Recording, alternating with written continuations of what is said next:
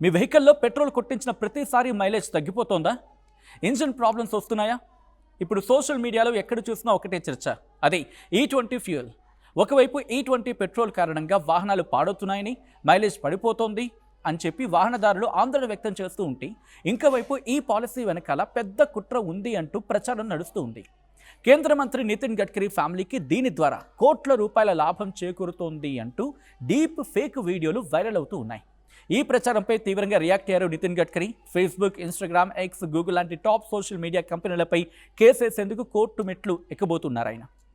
అసలు ఏంటి E20 policy? అవును, అసలు ఏంటి ఈ E20 policy? Gadkari versus social media legal war ఏంటి? అలాగే పేపర్ లీక్స్పై వచ్చిన CJP తరహాలోనే ఇప్పుడు కొత్తగా పుట్టుకొచ్చిన E20 జనతా పార్టీ డిమాండ్స్ ఏంటి? ఈ వీడియోలో పూర్తిగా తెలుసుకుందాం. స్కిప్ చేయకుండా చివరి ఆఖరి వరకు చూడండి.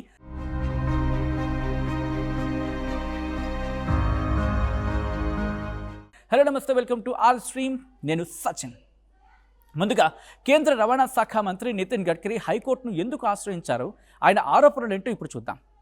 గత కొన్ని రోజులుగా సోషల్ మీడియాలో E20 ఫ్యూయల్ పాలసీపై భారీ ఎత్తున నెగిటివ్ ప్రచారం జరుగుతోంది.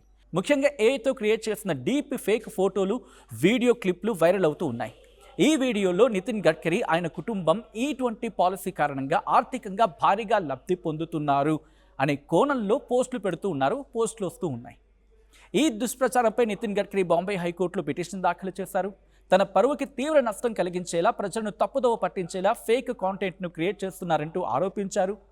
గడ్కరీ వాదనను పరిశీలించిన బాంబే హైకోర్టు మెటా, ఎక్స్, గూగుల్తో పాటు ఆ కంటెంట్ను తయారు చేసిన వారిపై సివిల్ సూట్ వేయడానికి నితిన్ గడ్కరీకి పర్మిషన్ ఇచ్చింది. ఈ కేసులో కేంద్ర ఎలక్ట్రానిక్స్, ఐటీ మంత్రిత్వ శాఖ, టెలికమ్యూనికేషన్స్ విభాగాన్ని కూడా ప్రతివాదులుగా చేర్చింది. ఇంకోవైపు సోషల్ మీడియాలో వస్తున్న ఆరోపణలపై నితిన్ గడ్కరీ కూడా క్లారిటీ ఇచ్చారు. E20 పాలసీ కేంద్ర రవాణా మంత్రిత్వ శాఖ పరిధిలోకి రావు అంటూ కూడా చెప్పుకొచ్చారు ఆయన. ఈ పాలసీని రూపొందించడం, ఇంప్లిమెంట్ చేయడం మొత్తం పెట్రోలియం అండ్ నేచురల్ గ్యాస్ మంత్రిత్వ శాఖ పరిధిలోకి వస్తుంది అంటూ చెప్పుకొచ్చారు నితిన్ గడ్కరీ. రవాణా మంత్రిగా ఉన్న తనకు లేదా తన కుటుంబానికి ఈ పాలసీ ద్వారా వ్యక్తిగత లబ్ధి చేకూరుతుంది అనే ప్రచారం పూర్తిగా అవాస్తవం అని తేల్చి చెప్పారు ఆయన. ఇందుకే ఈ E20 పెట్రోల్ అంటే ఏంటి? ఈ E20 పెట్రోల్ అంటే ఏంటి? ప్రభుత్వం దీనికి ఎందుకు అంత ప్రాధాన్యత ఇస్తూ ప్రమోట్ చేస్తోంది? దీనివల్ల లాభ నష్టాలు ఏంటో ఇప్పుడు తెలుసుకుందాం. 80% సాధారణ పెట్రోల్, 20% ఇథనాల్ మిశ్రమాన్ని E20 ఫ్యూయల్ అంటారు. ఇథనాల్ అనేది ప్రధానంగా చెరకు, మొక్కజొన్న, ధాన్య వ్యర్థాల నుంచి తయారు చేసే ఒక బయోఫ్యూయల్.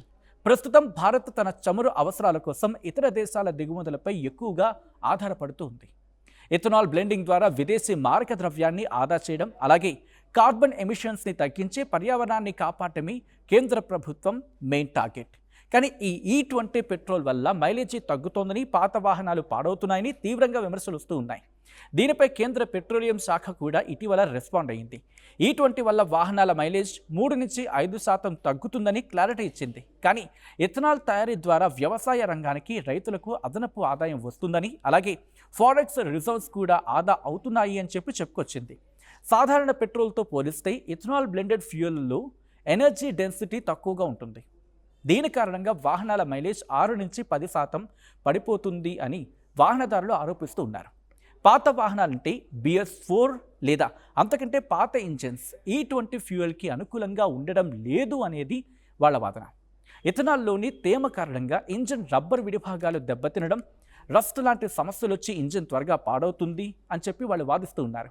కానీ ప్రభుత్వం మాత్రం E20 ఫ్యూయల్ విషయంలో వెనక్కి తగ్గేదే లేదు అని చెబుతూ ఉంది. కొత్తగా వస్తున్న వాహనాలన్నీ E20కి తగ్గట్టుగానే ఉంటున్నాయి అని, పాత వాహనాలకు కూడా స్వల్ప మార్పులు చేస్తే ఇది సురక్షితమే అని చెప్పి అధికారులు చెప్తూ ఉన్నారు. ఇటీవల నీట్ పేపర్ లీక్స్కు వ్యతిరేకంగా కాక్రోచ్ జనతా పార్టీ పేరుతో సోషల్ మీడియా అకౌంట్లు క్రియేట్ అయ్యి పెద్ద ఎత్తున నిరసనలు జరిగిన సంగతి అందరికీ తెలిసిందే. ఇప్పుడు సరిగ్గా అదే తరహాలో E20 జనతా పార్టీ అనే పేరుతో కూడా ఇదే ట్రెండ్ అవుతుంది. ఇన్ఫ్యాక్ట్ ట్రెండ్ స్టార్ట్ అయింది. వాహనదారులపై బలవంతంగా E20 ఫ్యూయల్ని రుద్దకూడదు అని చెప్పి అంటూ ఉన్నారు.